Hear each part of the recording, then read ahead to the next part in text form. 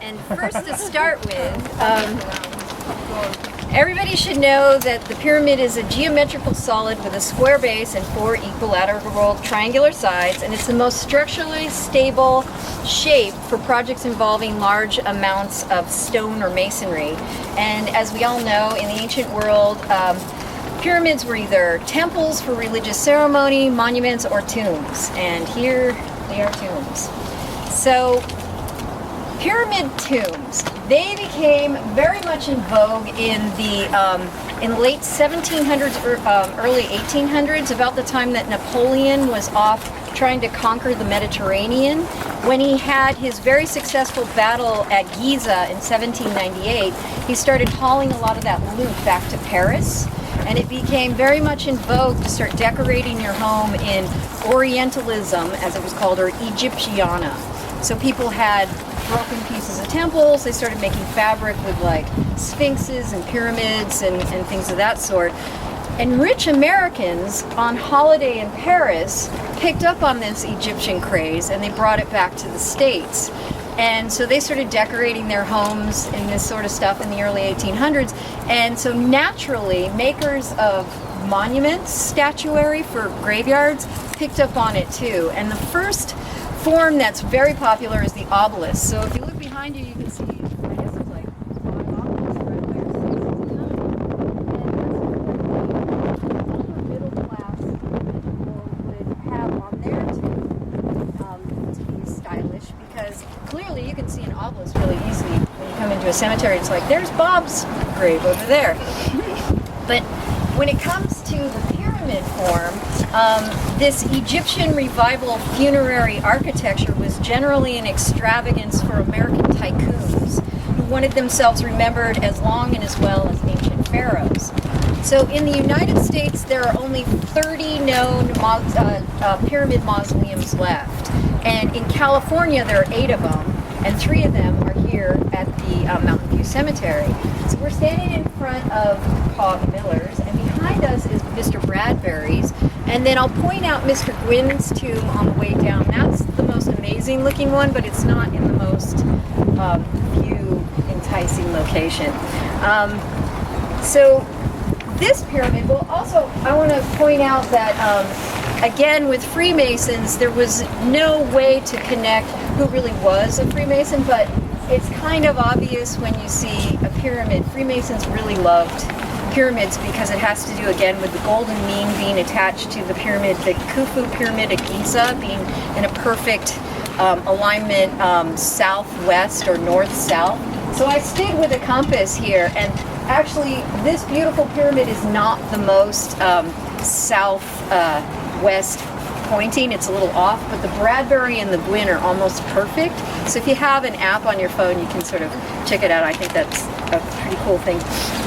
COG stands for Christian Otto Gerberding Miller, and he is known as the founder of the Pacific Gas Lighting Corporation, which later became PG&E.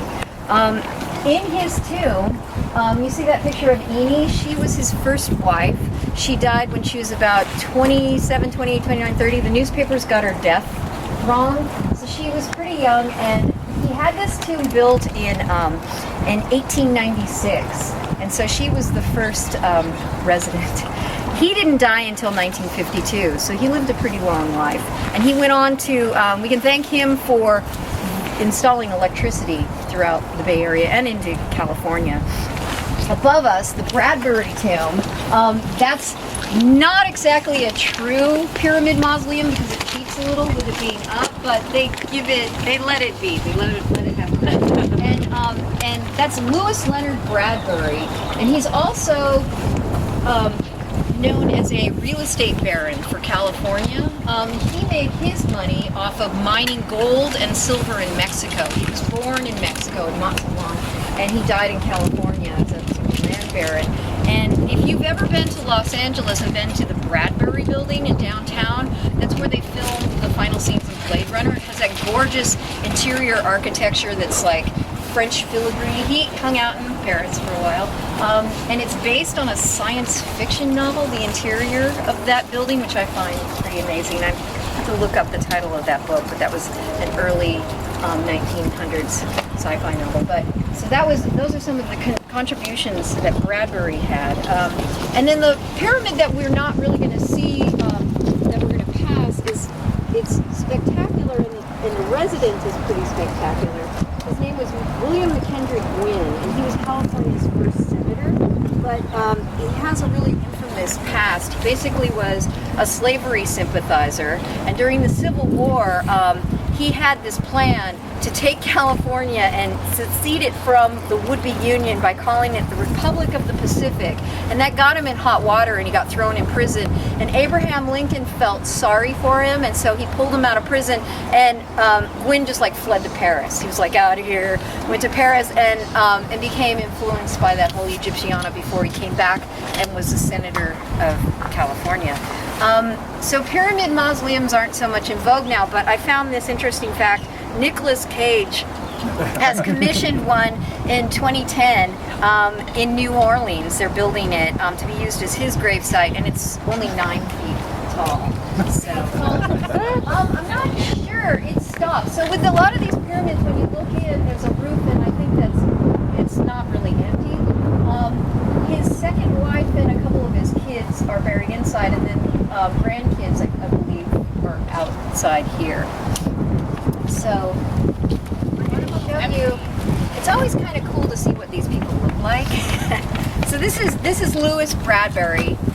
He's, I don't have a picture, believe it or not, for a man who died in 1954. I couldn't find a picture of him. Yeah, and then this is Gwynn. I love people with blue eyes. Photographed so weird back in the Civil War. They look really ghostly. So the story about him that's really funny is that he challenged a congressman named Joseph McCorkle to a duel to the death by guns, and neither of them could shoot very well or see very well, and they ended up killing a donkey instead. Some poor donkey that happened to be standing here.